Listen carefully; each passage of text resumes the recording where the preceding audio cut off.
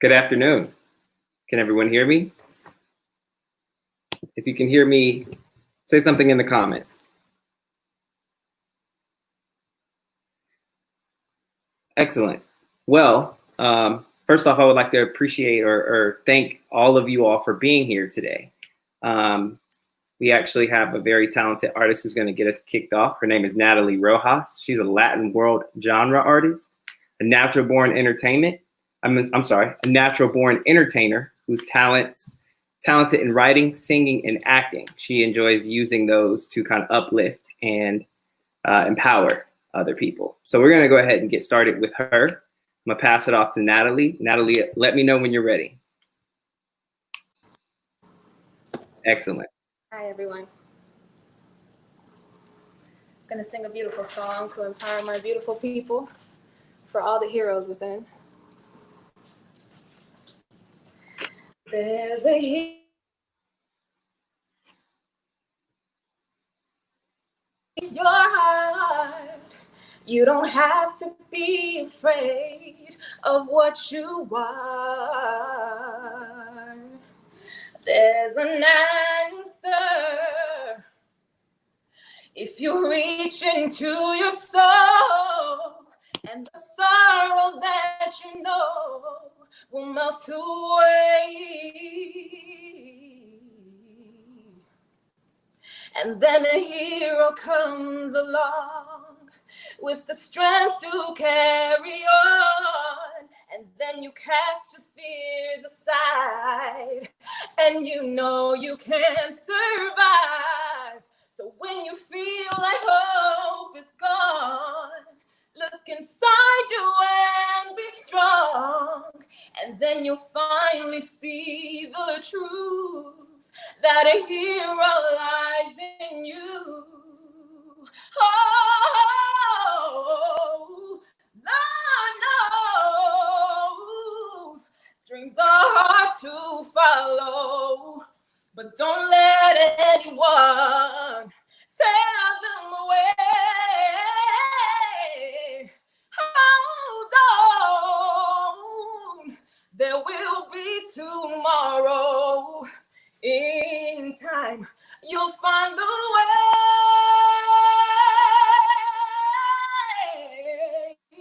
And then a hero comes along with the strength to carry on. And then you cast your fears aside, and you know you can survive. So when you feel like hope is gone, look inside you and be strong. And then you'll finally see the truth, that a hero lies in you. That a hero lies in you.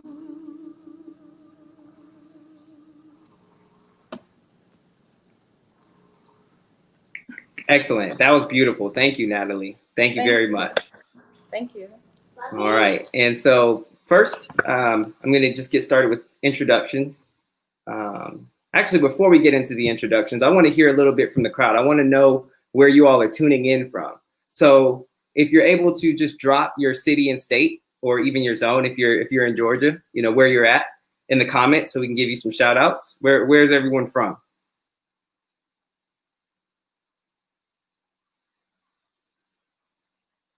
And then as I see the names or the cities, I'll go ahead and shout them out. Okay, I see Atlanta. I see you, David. Atlanta. All right. What part of Atlanta you at, David? We got anybody else from Atlanta? East Atlanta. Okay. Is that zone 6? Okay. East Atlanta. Nice. Nice. Okay. We got Colin or Colin. I apologize if I'm mispronouncing your name. Okay, I see Sunnyvale, California. Nice, nice. So you're on the other side of the continent. It's pretty early over there. I see 2 Californians. You all are tuning in pretty early. I see Marietta. Oh, somebody's on GSU's campus. Shout out. I'm a GSU alumni. Shout out to the Panthers. I'm going to tell you all a secret. I used to be the mascot at Georgia State. I was Pounce, so I was a Panther for a while. Okay, I see Dallas, Fort Worth, Texas. Shout out to you all. Shout out Travis Scott from Houston. Augusta. Nice. Vince is from Atlanta. Okay, I see you repping Oakland, California. Nice. We got a lot of West Coasters out there. Welcome. It's early over there, so good morning to you all. But yeah, I guess we'll go ahead and get into the introduction so we can go ahead and get started with the conversation. So I'll go ahead and introduce myself first. My name is Malcolm Sawyer. A little over 10 years ago, I started a clothing line called Lifted Clothing Company. You may be familiar with it. The logo is a brain with wings. The brain represents knowledge and wisdom, and the wings represents creativity and intuition. And so while we started off as a clothing line, I decided that I kind of wanted to do a little bit more than make t-shirts. So right now we're kind of transitioning from solely selling products to being a more community-led and community-driven organization. And so we're kind of working through that right now. And that's why I was very happy to be a part of this experience with Calvin and Deja. And I think this would be a great time to go ahead and introduce them as well when you all are ready. Hey, Calvin, how are you? What up? Hey, Deja, how are you? Good. So I guess I can go first as I'm on the screen next to you. What's up, y'all? My name is Calvin Orr II, from a little place called Flint, Michigan, if anybody ever heard of that place. I am the son of Yolanda. I'm the son of Calvin. I am the son of Quincy and Daisy. I am the son of Jimmy and Neil. I stand on the shoulders of incredible trainer facilitators who came before me. I do not enter rooms without mentioning Naomi Long. Naomi, if you are watching right now, you changed my life in 2014. I really, really deeply appreciate you. I stand on the shoulders of Alex and Heather at Beyond 12. I stand on the shoulders of my therapist, Ethan. I stand on the shoulders of incredible facilitators who came before me. And the person that you're looking at right now is really just a mirror of all of those people combined. I stand on the shoulders of Marvin Montgomery. Marvin, if you're watching right now, I appreciate you. I appreciate you didn't have to answer the call. Marvin Jr., I hope you're watching as well. I stand on the shoulders of Scott Walton. I appreciate you, man. I appreciate you and Maureen. Thank you from the bottom of my heart. So I'm just a mirror of all of those people. And so I'm really excited about this conversation today. I'm super pumped up. I look forward to what happens. And Natalie, oh my God, Natalie, I stand on your shoulders. Thank you so much for that song. It was absolutely beautiful. You give me courage. So thank you.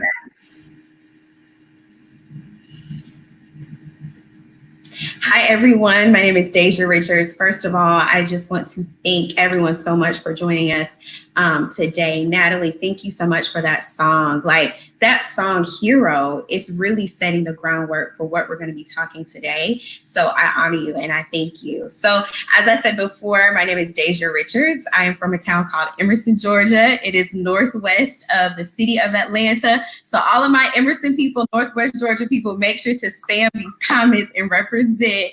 And so I really kind of wanted to do an awesome introduction today to really honor the heritage and the lineage of the women that have came before me. So my name is Deja Richards. I am the daughter of Bridget Wiley Reynolds. She is the daughter of Flunny May Wiley. She is the daughter of Eula Lindley. And Eula Lindley is the daughter of Alberta Graves, who was 1881. So I really just wanted to set the tone of how we're going to honor our ancestors in this conversation, and also how we are going to honor ourselves as we're still here on earth doing the work and living in our purpose. So once again, I thank you all for coming today, and I'm excited for a dope conversation.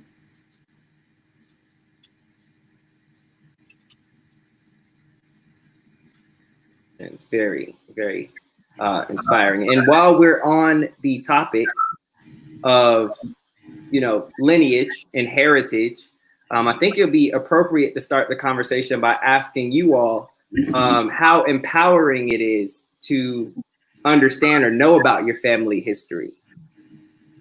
What type of confidence does that give you? Yeah, so I can kind of go first. Really being a part of something bigger than yourself, it really allows you to walk in your purpose. And of course, we all know what has happened to African Americans in this country and other people of color in the African diaspora. And so really being able to connect to my family lineage and my history, it really allows me to have a sense of self and to know that I'm standing on their shoulders, right? And the seeds that they planted, that they have been watered and nourished, and now I am a fulfillment of it. But it doesn't stop with me. I have to continue to grow and inspire for generations to come. So just my heritage, I take all pride in it, just complete joy. And even those that I have not met physically, they're still here with us spiritually. So that's definitely something for all of us to really like remember, is that our ancestors are always with us and are always guiding us. That's an excellent point, Calvin. What are your thoughts, or how do you feel about that? Yeah, man. I often so let me just, so my number one value is authenticity, and so I want to lead with this, that this thing right here, like I speak professionally, but speaking is absolutely terrifying for me. This is absolutely terrifying for me. And when I think about when I stop and slow down and I think about like, okay, Calvin, what is it that like causes you fear? And what can you use to combat that fear so that you can overcome and do the scary thing and watch the magical things happen? I often think about my ancestors, my granddaddy Jimmy. So I come from a very interesting family. My granddaddy Jimmy is from the South. All of my people are from the South. And I was having a conversation with my granddaddy Jimmy the other day, and he was telling me that when he was growing up, he was poor. And his family his mother didn't have money to buy shoes for him. So he didn't start school until the 4th grade. And mind you, I'm just learning this like maybe a few months ago. So my granddaddy Jimmy didn't start school until he was till the 4th grade. And he repeated 4th grade and then ended school, stopped going to school after the 8th grade. And after that, he went into business for himself. And so the first entrepreneur in my family was my granddaddy Jimmy. But check this out. My granddaddy Jimmy, for a living, he was a bootlegger. And so he made alcohol. He sold alcohol to like these illegal clubs that were in the South. And so like when I think about my granddaddy Jimmy's story, I often think like how important education is for me and just like learning things. And that I have the opportunity to do that. But I also think like my granddaddy was a hustler. Like he didn't depend on somebody else to try to figure it out for him. Like he did what he had to do, whether it was illegal or not. And he made a living, and he was really creative about it, so he didn't get caught. And so I really appreciate that. And so when I think about my lineage, I think about like, okay, Calvin, what things already exist inside you before you were even here? Energy is neither created nor destroyed.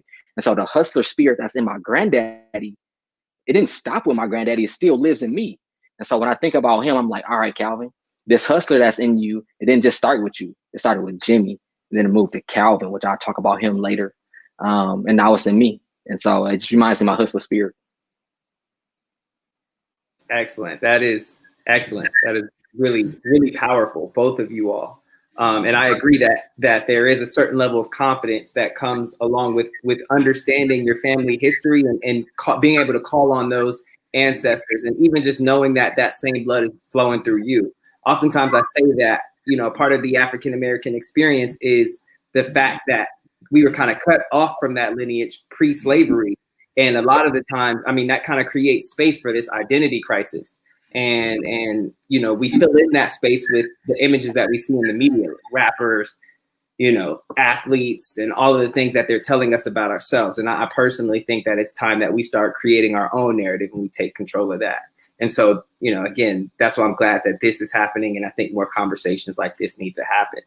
So thank you both for sharing that. That's actually really empowering and encouraging me to kind of do a little bit more research and figure out, who came before me.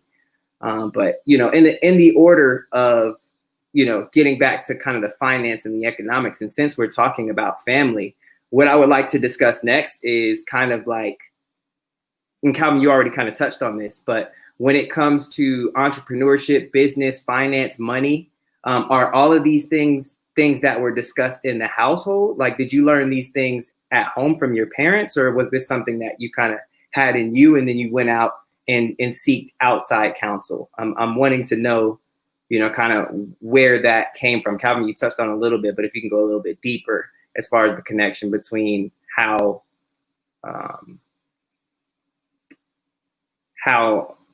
you know, a little bit more about where you find the inspiration to do the business. Yeah, so for me, the inspiration for business just comes from the way I grew up in Flint. My mother, she was a hustler. She did hair in our basement, and she worked part-time as a bank teller. My stepmother, brilliant woman, probably on the top 5 like smartest people I know in the world.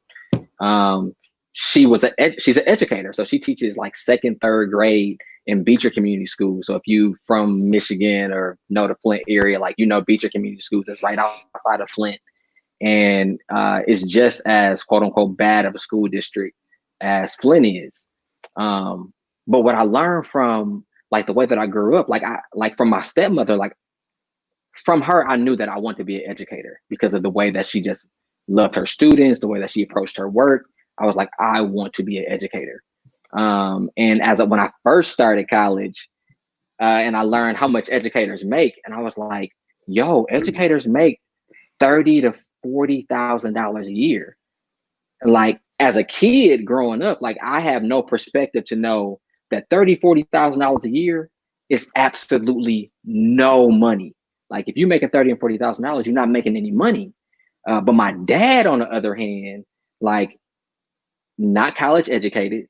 And the greatest thing that my dad ever, well, from what I can say, the greatest thing that my dad ever did and the greatest gift that my father ever gave me was starting a business from absolutely nothing and growing it right in front of my face. And so I remember my dad started his business. He started his business when I was born in '88. But I started working when I turned 8. So I didn't have like regular summers growing up as a kid. Like, I worked 15, 16-hour days with my dad cutting grass, or I was managing a lemonade stand that my mom started for me. And when my dad was in like his 8th year, like, he had this like super raggedy truck, and it like had all these rust spots on it. It looked like it had a disease. And I watched my dad grow, and not just watched my dad, but I participated with my dad to grow his business from that one raggedy truck with a few clients to a business that does very well now in what's almost considered a dead city in Flint. And so for me, entrepreneurship came from like looking at my family, looking at my mother, who's a hustler, looking at my stepmother, who is a brilliant educator but makes no money, and then watching my dad eventually moving thousands of dollars in front of my face. I was like, to go to school and go to college and get a degree and accumulate a bunch of debt, like, that's not the only way to live well or be successful. Like, you can do this through entrepreneurship, and you don't necessarily need an education for it. And so, although I did go back to school, I got a couple degrees. That's a whole nother story. But although I got my degrees, in my heart, I'm an entrepreneur. I'm a creative. I'm an innovator. And I got that spirit from my dad and being able to participate with him through that experience. And when I really think about it, I got it from my granddad, who probably got it from his people too. So that's where entrepreneurship comes from for me.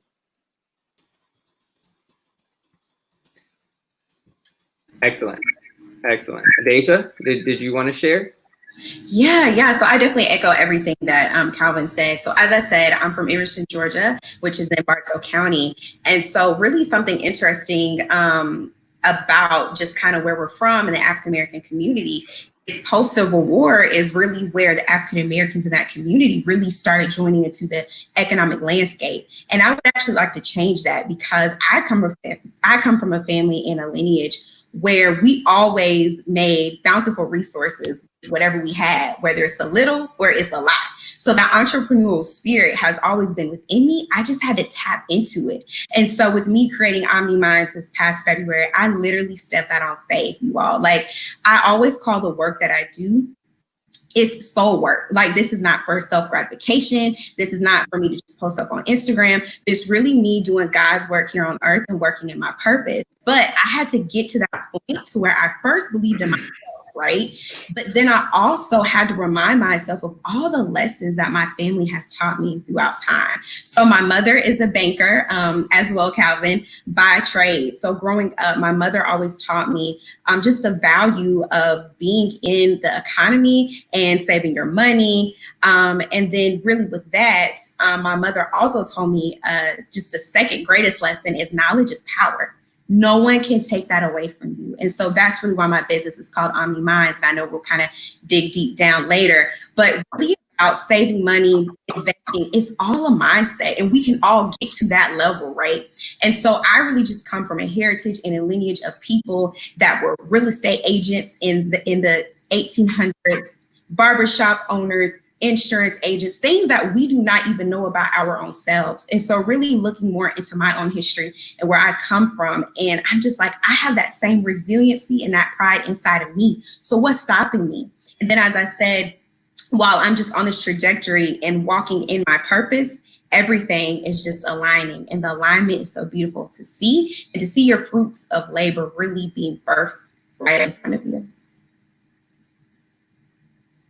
Excellent, excellent. Both of those were really beautiful questions as far as just, you know, being able to look at people directly in your life, you know, your parents. Those can be very great sources of inspiration. And then also having that representation right there within your household can be incredibly empowered. Incredibly empowering. I'm curious to hear from the audience. And bear with me because there may be a little bit of lag between your comments and me being able to see them. But I would like to engage the audience a little bit. You know, growing up, could you think of any Black business leaders that you looked to for kind of motivation or inspiration, just off the top of your head? I'm just curious. Let's see the answers. And Xavier, if you're there, you can put them on the screen as well. I would love to kind of see some of the answers here. And while we're waiting for the answers, there is a book that I read called Think and Grow Rich, A Black Choice. Someone says no. I'm curious. Credit repair. I agree. It was hard to find some, but this book that I was reading, Think and Grow Rich, A Black Choice, is basically Think and Grow Rich, but instead of using entrepreneurs that are predominantly white, it uses a lot of historical entrepreneurs that are Black. And that was very empowering because I just didn't know that there were that many people. And it can also be very, very discouraging as a young Black person if you're curious about, or if you're wanting to start a business and you see that it's predominantly other people or a very, what seems like a small group of people who are kind of running those industries. It can be discouraging because you don't see the representation there. And I also see Whitley here says she had no African-American business owners or role models as well. So that is, it's incredible that both of you all had role models within your household and then also familial role models and kind of saw that legacy. But I would like to encourage all of you all to take an opportunity to be that person for the next generation. And before we move on to the next section or the next questions, I mean, is there anybody else in the audience who would like to maybe share if there were any business owners or business leaders that they can look to or that they did look to growing up? All right, well, we will come back to you all, so you all aren't going to get away with just watching, but I'm going to get back to Calvin and Deja, and we're going to move on to the self-authorship. So we spoke about lineage and heritage and familial bonds. I would like to hear a little bit more about you all and where you're at now. So Calvin or Deja, first I would like to, well, we'll start with Deja because you mentioned something interesting. You mentioned stepping out on faith. And so in the spirit of stepping out on faith, can you tell me about a time where you took a pretty big risk or you took a chance on yourself in the business and how it shaped you and the outcome? Yes, of course. So I would really say one of the biggest risks that I took was really creating my LLC. So that is something that a lot of us African Americans and people of color that we really don't even know how to do. Like, we really don't have the resources, or the resources may be there, but it's really not a lot of information. And so I really stepped out on faith, and I was getting this nudge. Like God was telling me, like, look, I'm going to need you to get this LLC. Like, this is what you need. And once you trust in me and get this LLC, then everything is going to flourish after that. So in February, I stepped out on faith. Me and my fiance, we sat here, we did my LLC. Y'all, I promise you, I really didn't know what I was kind of doing, but that's what Google is for, okay? Or public library is for. And so we really kind of Googled a lot of the stuff that I should be writing down and putting down. And literally, you guys, after I submitted that application, business just started booming and everything just started going in order. And so that was definitely one of the first moments that I stepped out in faith as a new entrepreneur really in this space. Like I said, I've been entrepreneur at heart for all these years, but I had to take it up a notch and I had to elevate. And God was telling me, like, I'm going to need you to elevate, but you have to trust me first for this elevation to happen. And so, like I said, just stepping out on faith, getting that LLC, that was the greatest thing that I could have ever done. Excellent. And Calvin, I'm just going to shift a little bit because I know that you are really big on relationships. And so I would like to hear from you about how important how important it is to kind of leverage relationships when growing or starting a business, and maybe even share some experiences that you have had where your relationships have had a good impact or a positive impact on your business. Yeah. So I got two really quick things. One, when I started my first business, which was Lotus Living back in 2011, it was a landscaping company like my dad's company. Just like Deja, like I literally had to step out on faith. Like in 2011, that was a time where I got kicked out of school at like a 1.6 GPA. I got kicked out of college, and I was like a person that was living off of student loans. So when I'm not in school, I'm not getting student loans. So I got to figure out some other way to make money. And I was living in Ypsilanti, Michigan at the time. And it was either stay in Ypsilanti and figure it out or move back to Flint. And I wasn't trying to move back to Flint. So I had to like assess my life to figure out what it is that I know how to do so that I can make some money. And so I didn't have a car. I was borrowing one of my parents' cars. I feel I'm very privileged that I have the opportunity to do that, first of all. And so I put on some slacks, I put on a dress shirt, and I just went to this neighborhood next to where I live, and I was just like scared as hell, like terrified, knocking on people's doors, telling them that I can give them curb appeal. Like I can plant some flowers right there, I can cut your grass, I can trim your hedges, I can trim that tree up, I can stain your deck. I can just do all these type of things around people's houses. And like most doors that I knocked on, I got no's. I got a ton of no's. I got a whole lot of unanswered doors. I got a whole lot of, come back in 2 weeks and, we'll see what we can do. But then my very first client ended up being like my greatest client, Miss Roberts. She was like this 86-year-old white woman, super nice, super sweet. She allowed me to do whatever I wanted to do around her house. And so I like spruced it up. And so that one client, that one relationship turned into a relationship, clients on that block and clients outside of that neighborhood. And so that one relationship was super, super, super critical. I'm thinking about another relationship when I started my second business. But when I started this business, Stoics, so I'm getting ready to, so Malcolm, you know this story. There is so I'm gonna go ahead and name him. So this guy named Scott Watley. Okay, so if you want to Google this guy, Google this guy. But Scott Watley is the president of a company that has assets worth $60 billion, and I got a relationship with this dude. Like that's bizarre.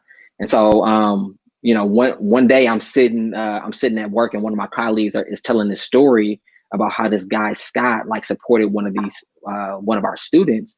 And I was like, man, like what type of human being would see a problem like that in the world and like help out a student whom they don't have a relationship with, who they don't know?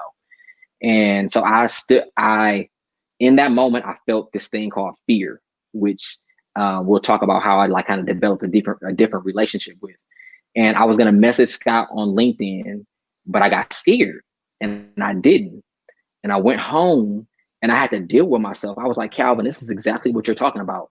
Like when you grew up poor in Flint, it's a ton of things that creates anxiety and fear when you grow up where I grew up.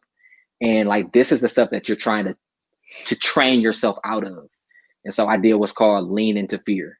So the next day I hit up Scott, like I did not expect him to hit me back. And he messaged me back. And it turned into like him bringing me lunch to my office, and then me being at his house for dinner, and then Scott introducing me to Malcolm, and like how all of these relationships form just from that one relationship. And because of that one relationship, like this project is able to happen.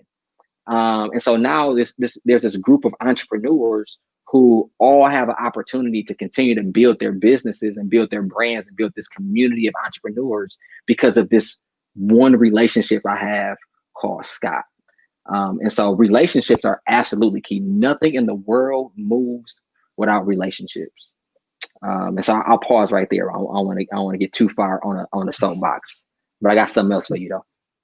Right. Nice. Yes. That every time I hear that story, it gives me chills because, you know, I was part of that. I'm a part of that story. And this isn't an output of that relationship, or even just that decision to send Scott the email despite the fear. So you see what comes on the other side of fear. Had he not sent that message, had he not reached out to Scott, there's a big possibility that this wouldn't have been happening. I mean, I'm sure that maybe it would have happened, but I wouldn't have had an opportunity to be involved because Scott is the one who connected both of us. And then also just different conversations between me and Calvin. We'll be working on more projects in the future as well. So that's an incredibly powerful story and really highlights the importance of kind of taking those risks and moving through the fear. Now I'm looking at the chat and I see that there's some conversations going on. I want to take it back to Brendan McNeil. Brendan McNeil mentioned that you had some family members to look up to, but you wish that you had a solid mentor. We'll go to this one here. You wish that you had a solid mentor earlier on to help navigate the business world. Now, Brendan, I don't know you that well, but I'm looking at your picture and you look like a pretty sharp brother and a very successful person. So I'm wondering now, you know, that you're wishing that you had a mentor. Are you doing anything now to kind of, you know, pour back into the cup of our Black youth? I'm sure that you are, but I'm a little bit curious about that. Actually, we'll probably connect offline about that. Because you look like you're a pretty sharp guy. Yeah, so I see the mentor, I see there's a conversation going on about mentorship, and I definitely agree with you, Tarika, that mentorship is key. And one of the biggest reasons that youth doesn't feel secure enough to step out. Okay, yeah, so I get what you're saying there, and that kind of brings it back to the point of just the lack of representation. So I really would like to just kind of one motif or tone that I would like this conversation to have is that, you know, a lot of us are now in the position to where we can kind of step up and be those examples that we were looking for when we were kids. And so we're still kind of on the self-authorship. I would like to hear from some of you all in the audience now. Do any of you all have maybe just a brief little experience or story that you would like to share that has to do with you taking a risk? We'll be looking in the comments. I'll move on to Calvin and Deja and ask them some more questions, and then probably come back to some of you all's questions after they answer their questions. And I appreciate all of you all's patience with me. While I do enjoy speaking in crowds in public, this is my first time doing it online, live via video stream. And it's kind of weird because I'm used to working off the energy of the crowd. But again, I appreciate you all's patience with me. And so we're going to bring the conversation back. Let me see. We have about 20 more minutes. And so I kind of want to shift from the self-authorship. I really do appreciate both of you all's experiences that you said there, as far as just kind of taking those risks and then highlighting, you know, the importance of moving through fear, just kind of stepping out on faith. And then honestly, when you start and you do something and you take an action, you're not always going to know the outcome. But when you have an idea to take an action, then you should, typically act on that action, within morality in the confines of the law. But let's take it back to the conversation. And I kind of want to shift from the self-authorship piece to now, we're talking about present. And now I kind of want to get a little bit more future oriented. So when it comes to addressing social changes, I'm curious about you all's thoughts, Deja and Calvin, about how important it is, to learn about financial literacy and entrepreneurship. Like, how can that help move us forward as a culture, as African Americans? Does that question make sense to you? It makes sense to me. I'm gonna let Deja go because I've been kind of talking a lot. That's okay, Calvin. Look, this is all about storytelling, telling stories. So I've enjoyed even listening to some of your stories. So one thing about financial literacy, I really think the first thing that we have to do is kind of get out of this scarcity mindset, right? So as we all know, our beloved Representative John Lewis passed away yesterday. And so I actually have this quote here that he said, when you lose your sense of fear, you're free. And that really resonated with me because a lot of our conversations we have in African American households is really about money and kind of the attachment to fear that it has of money. Whether that's you are working 3 or 4 or 5 jobs just so you can have a stable household, or you even have fear of like banking institutions, and all of those fear I can totally attest to and I can agree. And so that's where I say my second point is we have to redefine what consumerism is. So I also have this other stat that I found. So the African American community, we put in $1.3 trillion into the American economy, 1.3 trillion. So if you think about our spending habits, right? So we have these spending habits over here. If we connect it to financial literacy over here, economic mobility will be amazing for the African American community. So we first have to redefine what consumerism means for ourselves, because we understand that a lot of these systems and these economic playing fields, they're rooted in white supremacy. And so we have to unroot that, right, and make it equitable for everyone. So we all have an equal chance and an equal playing field. And just one little note and story, I was having a conversation with my grandfather, Frank Wiley Jr., and we were talking how African Americans, how we've been resourceful since forever. So this whole go green thing, I mean, it's cool. I love it. But we have been going green forever. And it's kind of like how we can get like a bag from Target, Walmart, Kroger, and we can use it for 20 different things, whether that's deep conditioning my hair, whether it's using it as a lunchbox, trash can bag, whatever. But even those funny stories, when you look back in your life, you can see that we have been resourceful in so many ways. We just have to bring those conversations into our homes and have those conversations about financial literacy and be authentic and vulnerable to be like, hey, I may not know everything, but guess what? This is where we're going to start having relationships with people that do, and start having that production of knowledge and seeking more knowledge so we can learn more. Excellent. I do agree that I like what you said about the economic mobility and how if we take these consumer habits and combine it with financial literacy, it can kind of equate to that. And I also agree that there's just a lack of information within the Black community when it comes to some of these financial practices that we could use to move ourselves forward. But Calvin, did you have anything to add to that?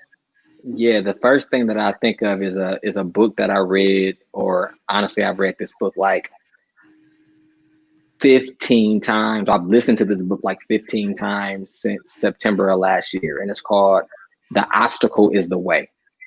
And what this book basically talks about is like problems really don't exist. They're just opportunities for us to be creative and be innovative. And so I'm thinking about Justin Troy is coming to my mind. And Whitley Neal is coming to my mind. I hope y'all still on the line, because they said in the comments that they had no examples of like Black entrepreneurs growing up. And I'm just assuming credit repair is Justin Troy, okay? And Justin Troy, like you gotta drop your IG, you gotta drop your information so these people can kind of like get to know who you are. But these people, like, they grew up without having any representation as far as entrepreneurship, and then instead of wallowing in that, and I don't want to say it like that. Instead of allowing that just to be their reality and just leaning away from it or freezing and doing nothing, like instead now they're becoming those people. So Justin Troy is an investor, entrepreneur, teaches people how to better utilize credit. Like, we don't know, we had this idea about what credit is, but we really don't know what it is. And Justin Troy is out there teaching people what credit is and how to repair their credit. And Whitley Neal is out here working full time as a project manager for this big firm, and she's running a real estate investment business on the side. And so I just want to lift those two people up because they're examples of how we can not have a relationship or experience or a model of financial literacy or entrepreneurship, and how they're allowing this moment in their lives to be that example. And so I don't know if I answered your question or not, but those two people were just on my heart. I just want to lift them up because they're doing the thing in the world. Like, the problem exists in the world, and then you can either lean away from it, you can either freeze, or you can lean into it. And both of those people are leaning into it, and I respect them for that. Okay, I can feel that as well. And I do see where the answer was there, as far as mainly that kind of just takes us back to us. Although we didn't have the representation or the examples growing up, us kind of stepping up and taking steps and empowering ourselves. And then also with this information, the next step would be to pour into the younger generation and even pour into our peers. And honestly, some of us even need to pour into our parents because, you know, although they worked very hard, they may not have even had the time or the resources. I think the big leveler, or what levels the playing field here is the internet. We just have access to a bunch of information now. So I think that is really playing a key part in kind of leveling out the playing field. And so we have just a couple of minutes here before we're wrapping up. Let me see. And I did want to go ahead and shout out. I did see that there were a few people in the comments who mentioned, to get back to the mentorship. This particular comment caught my attention. So our grandmother, Hattie Sloan, was known as the Candy Lady. She sold candy sodas, hamburgers, and hot dogs. She was a major role in the model of our family. And then I saw somebody else shout out, yes, Mama Hattie was wonderful and a great example. And I think that this is an excellent story or excellent example that we can all kind of relate to, because I'm not sure where you all grew up. I saw some Atlantas, I saw some Californias, but I know within, you know, those tight communities, there is always typically someone like this in the community who's very industrial and entrepreneurial, but they're also very personable. You know, there's someone who the community kind of looks to for guidance and leadership. And I really just kind of want to drill into the point of, you know, even if you didn't have that person, you can be that person. And let's see, I'm looking at Terica Wiley. She says, yes, Deja, I call it the wilderness mentality. It would keep us in the cycle of lack. And it has to be a mindset change. Okay, yes, that's actually a really good point as well. Gil Scott-Heron has a song or a poem that he says the revolution will not be televised. And the way that I internalize that is it starts within. You can't advertise that. You can't put it on TV. Now you can put the byproducts. We can do things like this where we have conversation and it flows without us. Flows outside of us into other people. But the revolution does start within. You got to change, be the change that you want in yourself. Like Michael Jackson says, start with the man in the mirror. And now I'm going to kind of open it up to Calvin and Deja in these last couple of minutes before we move on and into the next portion for the last 5 minutes. Is there anything that's on your heart that you would like to share with our audience members? Yeah, so one thing that I would just really like to say, I know that we were talking about financial literacy, self-authorship, entrepreneurship. And so one thing for anybody, because I've been kind of looking at the chat, there's a lot of people here that are entrepreneurs themselves. And anyone that's a millennial entrepreneur like myself, Calvin, or you, Malcolm, really to know that these are my two biggest lessons that I have taken away. The first one is I had to let my ego go. And I had to die to myself. And some people are like, Deja, what you mean dying to myself? And what I mean by that is you cannot be ego driven when you're in this work of social change, social advocacy. Like you cannot work within the parameters of I'm doing this for me, right? And so that's one of my biggest lessons that I had to do or learn. And then the second one, I have it right here, is remembering not to promote the power structure. I think that that's so important. And maybe this could be like an economic power discussion part 2, but not promoting the power structure when you have elevated economically. And so we have to be careful of doing that. And that also starts with our mindsets, our spending habits, how we see ourselves in the world and outside of the world. And so I think it's just very important, really, those 2 points. That's something that has been grounded me, and that's really just been helping me on this entrepreneurial journey. Excellent, excellent. I do agree that, I mean, with entrepreneurship, there is a certain act of selflessness, because realistically, I mean, you know, you get the stories of being the billionaire and being the star entrepreneurship, but a lot of the stress and a lot of the problems that you're dealing with has to go with, you know, when you get to the point where you have employees, making sure that your employees are paid and that they can feed their families. And a lot of the times that comes before whatever it is that you want, whether it's the Porsche or the Cartier shades or all of that. You have to make sure that your employees are getting paid. And so entrepreneurship, there's a certain level of selflessness that is kind of required, depending on what level you're trying to reach. But Calvin, is there anything else that you would like to share? Yeah, the thing that's coming to my mind is, for me, entrepreneurship has been about a couple of things. One of those things being like self-awareness, and because there's one thing to know what the word, let's just say fear or depression, to know what that means, and there's a whole nother thing to like know the word and to be experiencing it. And so part of this whole journey for me has been this journey of like learning how to take good care of my body, learning how to take good care of my health, and learning how to take good care of my mind. And so today I ran 3.7 miles. Like I've never ran that far in my life. And when I was at mile 1.6 and I thought about mile 3, like the run started to get harder for me. But I reminded myself of the same thing I remind myself of in business is like, Calvin, just one step at a time. And that's how I overcome a lot of obstacles. So that's one thing. And I'll leave it right there before closing remarks. That was really powerful. And yes, running is an excellent example of being mindful and still focusing on what's in front of you, to kind of continue to move through, because it's not easy being an entrepreneur. It's not easy starting a business. And so you're absolutely right that there needs to be investment in other areas of life, like your health and your mind, to kind of sustain the energy that's required when it comes to running a business.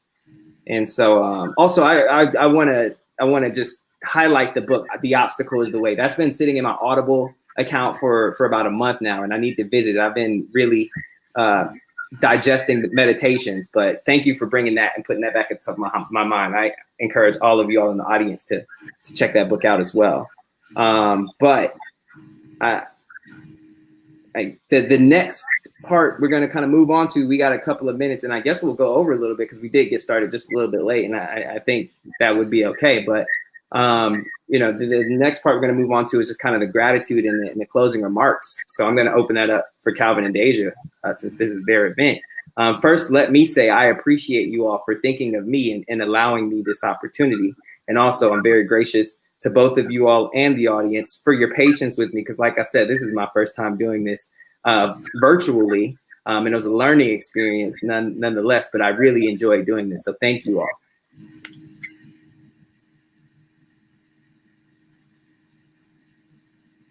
You want me to go, Deja, or you want to go? Go ahead, Calvin. All right, super cool. All right, so I'm a bounce back to my last statement around emotional intelligence, around self-awareness, which is emotional intelligence. One of the greatest emotions that I've learned is this emotion called acceptance. And because acceptance allows me to get creative. Once I accept whatever it is, as long as I'm not judging it as good or bad, whatever the thing is, if I can just accept it for what it is, I can get creative. And some of the things that I've had to accept over the last maybe couple years of my life, because this is my life, is why entrepreneurship is so important. Not just for the sake of like, let's start Black businesses and, because money at the end of the day is bullshit. What's valuable in entrepreneurship are the relationships that you form.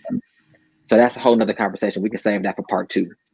But what I want to say about acceptance is that we know that public schools are not going to teach our babies what they need to know. Public schools do not teach people how to think for themselves or to be creative. They teach people how to follow in line, memorize stuff, but don't teach people how to learn. Matter of fact, they punish the greatest lessons. If you fail a test, you get punished by getting an E. But in real life, when you fail, that's your greatest gift, because you can take that, you can reflect and take that opportunity as a learning experience and apply it in the future. And so acceptance allows me to do that. Another thing that I want to highlight is, so they're not going to educate our kids.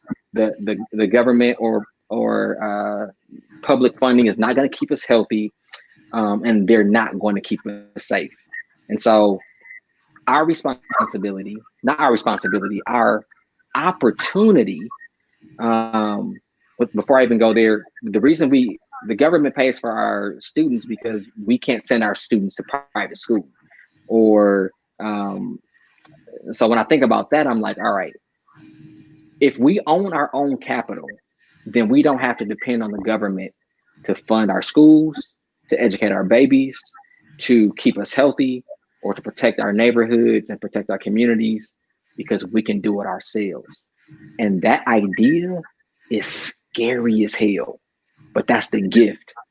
So I think it's time for us to, I think we have an opportunity, an option to do the scary thing, which is cultivate a community of entrepreneurs who solve these problems instead of depending on the government to do it for us. That's good stuff. I agree. One of the things that I deal with daily, not so much since COVID, but my commute. I live in College Park, Georgia, but drive up to Alpharetta every day for work. And so I have no choice but to look at the disparity and really try to figure out why it's so different up there and why it's so different down here. And obviously the biggest difference is the economics.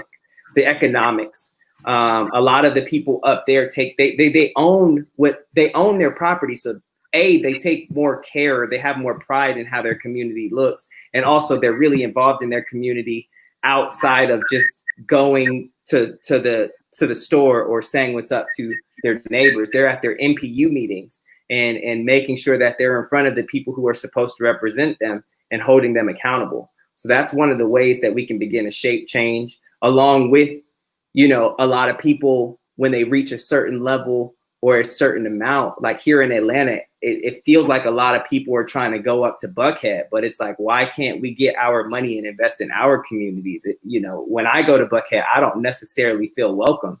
So I don't necessarily know if I want my money to go there. I don't care what image I'm promoting by living there. It doesn't feel like they want me there. So I'm not going to invest my money there. If I feel welcome here in College Park, I feel welcome when I go to Decatur, feel welcome when I go to downtown Atlanta. And so I would just like to kind of highlight or really, just highlight that point of taking ownership and not necessarily relying on the government or waiting for someone to change our position. Deja, is there anything that you would like to share, Ad? Yeah, so just with closing remarks, I really just want to say thank you to everyone who has joined this chat and who has joined this live. If you are a business owner or if you make any products, I want you to spam these comments. I want you to drop your social media stuff, emails, website. This is really a place where Calvin and I really envision of building community of entrepreneurships. And so I really want you all to put all your stuff down there. I can kind of see some people mentioning some stuff earlier about real estate and different things. I want to make sure that we all have this open forum so we can all follow each other. But first and foremost, I definitely want to give gratitude. Thank you so much, Calvin, for just really believing in me. Really, when we kind of sparked this idea in the midst of COVID, in the midst of this racial pandemic that we have going on, and really just you just pouring so much into me. So I appreciate you and I thank you. And to our whole team, to Natalie, to Xavier, to Aaron, to Malcolm, my fiance, Brendan, he also helped as well. You all are amazing. And Calvin and I could not have been in this place without you all. So thank you so much. So really just leaving on the notion that you all were saying just about entrepreneurship, not depending on the government, being self-sufficient. I totally agree and I echo with everything that you all said. And really another thing, just so I can just really be honest with you guys right now, in February, even after I got my LLC, I was about to quit. This is even a story that my family doesn't even know. I was about to quit. I was actually talking to somebody that is a consultant like myself. And she kind of asked me like, well, what is your business about? So I kind of started to tell her and she stopped me. First, she told me that my name was horrible, that my business model wasn't good and that it wasn't going to work out. And so I really sat in fear and I was like, oh my goodness, like I sat up here, I got my LLC, I'm trying to be an entrepreneur. I'm trying to do what I need to do to help change my community. And I'm looking at somebody that's very, very well known in this role in the city of Atlanta. And she's telling me that my idea sucks. But then that's why I had to change my mindset, get out of that wilderness mentality and really know that I'm moving in soul work and my operation is not bound by human expectations. And so I really just want to highlight that to everyone now, even though you're in COVID, let's say that you may think that you may close next week, you have to be steadfast in your faith and prayer. I'm telling you right now, and really being just open and vulnerable. And if you need help, we really need to start learning to leaning into our emotions and leaning on other people. And so just myself, I just appreciate you. I thank God first and foremost for just making all this happen. And you all have just been amazing. And I really hope that we can have another discussion. Calvin, Malcolm, if y'all ready for a part 2, let me know. This has been such an inspiration to me. And you all just don't understand. I'm trying not to get emotional, y'all. Okay. You all just don't understand. You all just don't understand how this has just impacted me. And I just thank each and every one of you. Yeah. Again, I'm very grateful to have been connected to both of you all through this experience. And I do agree that a part 2 is definitely necessary. Now, Calvin, Malcolm, can I say one last thing? I was going to say, do you want to go ahead and take it? Oh yeah, this is super quick. I have a lot to say, and that is thank you, Deja, for putting this idea into the world and trusting this partnership. Thank you so much. Thank you, Malcolm, for just being the dope human being that you are. Super emotionally intelligent. I really appreciate and respect you.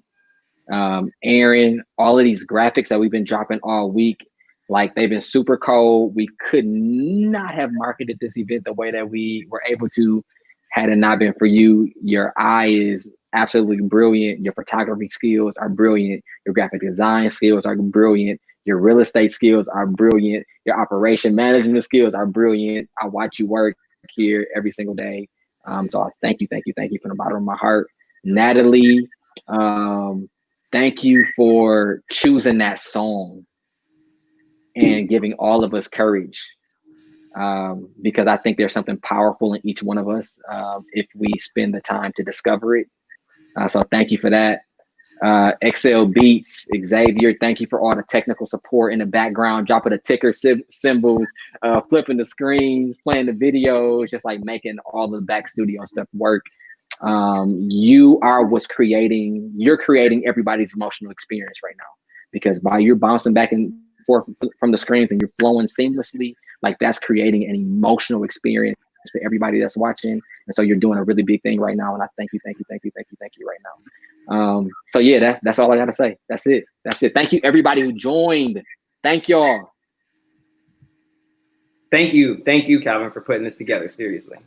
So Malcolm, I do have one last thing. So as you all know, we also another one of our greats has now moved on as an ancestor. So I would just really love to leave off on this call. This is from the Reverend C.T. Vivian. He says, leadership is focused on the action to defeat that which will defeat you. You are made by the struggles you choose. So I really hope that you really take those words, permeate them, and that you can definitely apply them